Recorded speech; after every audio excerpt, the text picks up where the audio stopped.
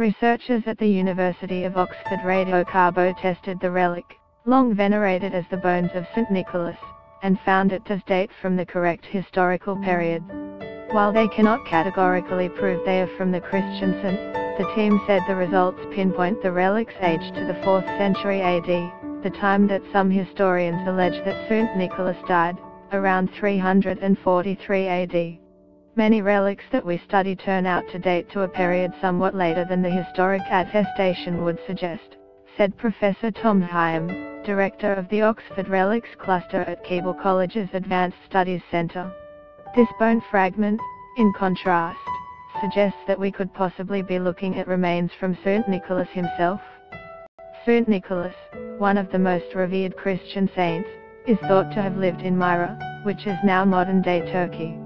According to legend, he was a wealthy man who was widely known for his generosity, a trait that inspired the story of Father Christmas as a bringer of gifts on Christmas Day.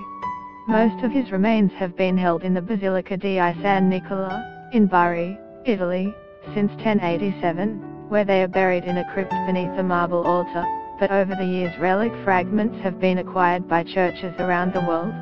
As many as 500 of St. Nicholas bone fragments are believed to be held in Venice. The bone analysed in Oxford, a pelvis fragment, is owned by Father Dennis O'Neill, of St. Martha of Bethany Church, in Illinois, United States.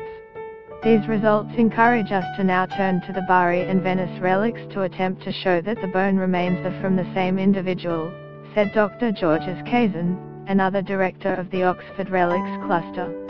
We can do this using ancient paleogenomics, or DNA testing.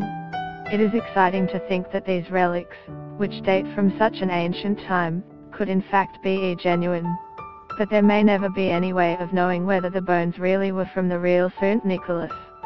Science is not able to definitely prove that it is, it can only prove that it is not, however, Professor Hyam said.